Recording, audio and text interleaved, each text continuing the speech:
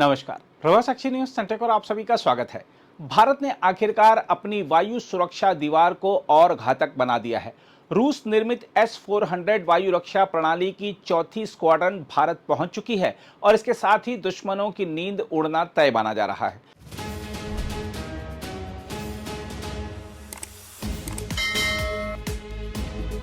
समुद्री मार्ग से भारत पहुंचे इस अत्याधुनिक रक्षा कवच को जल्द ही पश्चिमी मोर्चे पर तैनात किया जाएगा, जहां पाकिस्तान की हरकतों और चीन की विस्तारवादी चालों पर नजर रखते हुए इसे रणनीतिक रूप से लगाया जाएगा।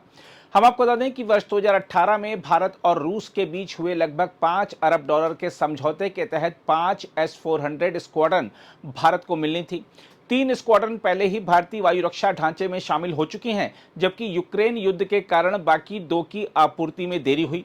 अब चौथी स्क्वाड्रन के पहुंचने के साथ भारत की बहुस्तरीय वायु सुरक्षा क्षमता और मजबूत हो गई है। 5वीं और अंतिम स्क्वाड्रन भी निर्धारित समय के भीतर पहुंचने की उम्मीद है।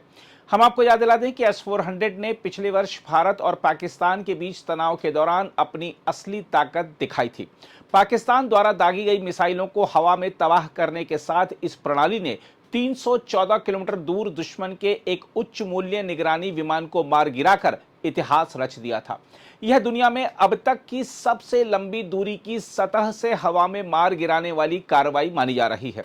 इससे साफ हो गया कि भारत अब दुश्मन के इरादों को सीमा पार ही कुचल देने की क्षमता रखता है। हम आपको बता दें कि भारत ने अपनी पहली 3 स्क्वाड्रन पंजाब जम्मू क्षेत्र, राजस्थान गुजरात क्षेत्र और सिक्किम सेक्टर में तैनात कर रखी है। इनकी तैनाती ने पश्चिमी और उत्तरी सीमाओं पर एक त्रिकोणीय सुरक्षा कवच तैयार कर दिया है।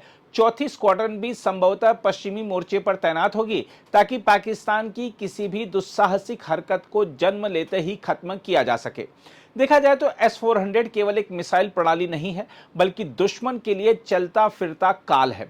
इसकी निगरानी क्षमता 600 किलोमीटर तक फैली हुई है। यह लड़ाकू विमानों, क्रूज मिसाइलों, बैलिस्टिक मिसाइलों और ड्रोन जैसे अनेक खतरों को एक साथ पहचान कर उन्हें अलग अलग ऊंचाई और दूरी पर नष्ट कर सकती है।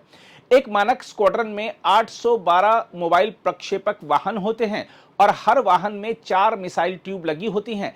इस प्रकार एक स्क्वाड्रन एक समय में 48 मिसाइलें दागने के लिए तैयार रहती है, जबकि पुनर्भरण व्यवस्था के तहत यह संख्या 128 तक पहुंच सकती है।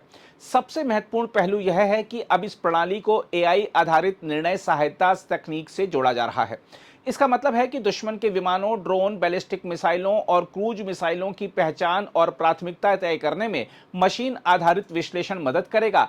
इससे प्रतिक्रिया समय घटेगा और इंटरसेप्टर मिसाइलों का इस्तेमाल और अधिक सटीक तरीके से हो सकेगा।